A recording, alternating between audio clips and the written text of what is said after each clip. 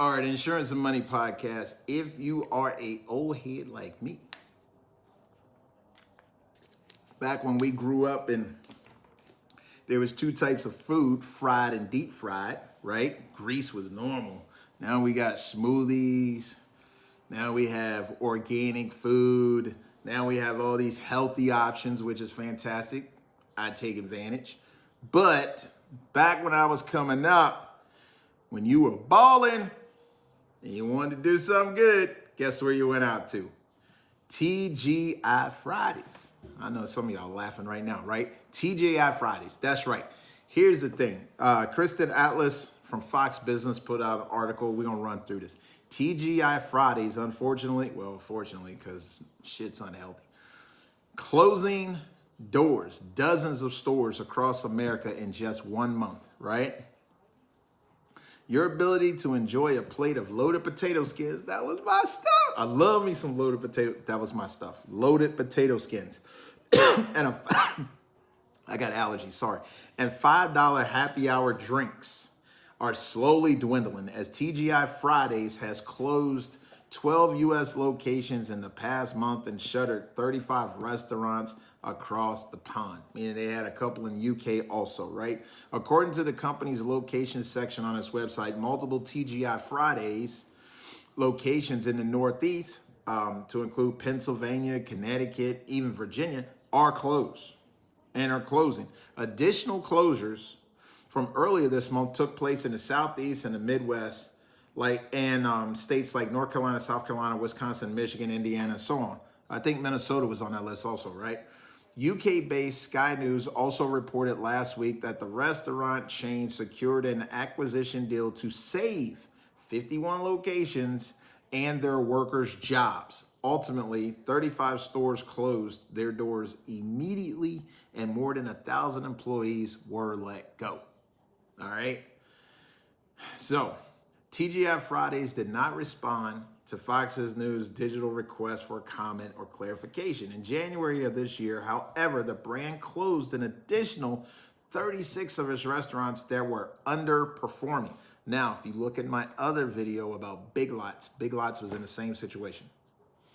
Big Lots was in the same situation. And the thing is, I am not looking at particularly these stores closing as much as I'm looking at the clientele that would go to these stores. You're talking about your average everyday American. And it's telling me if they're not getting the revenue, that means people are not spending.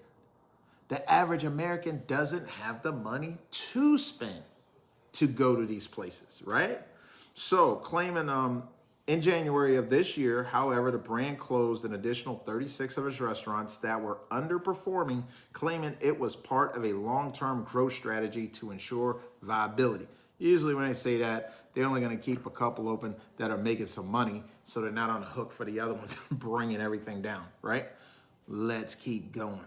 It also sold 8 of its corporate-owned restaurants to its former CEO, Ray Blanchett, in January, with the company adding that this era of transformation will help drive continued revenue for the chain. We've identified opportunities to optimize and strengthen. Listen to this corporate crazy talk, right? They just can't say, we're not doing well, we got to shut some doors and just only keep a couple open that's making money. They got to hit you with this corporate mumbo jumbo. It's like, when you fail, just say you failed. No more excuses. Just say, it didn't work out, wasn't my day. Don't give me a long story. So here's the story. We've identified opportunities to optimize and streamline our operations to ensure we are best positioned to meet and exceed on that brand promise. People, I will see them in bankruptcy court, I am sure. Okay? TGI's Chief Operating Officer Ray Rasley previously said this crazy stuff in a press release. Okay? This is so dumb. Just say you're not doing well and you got to shut some doors. Can't do that. Not in America. In America, very unique place. I love the country. I serve the country. I am a veteran. But this is one place where you just cannot say you failed. You always got to look like a winner. Guess what? I failed.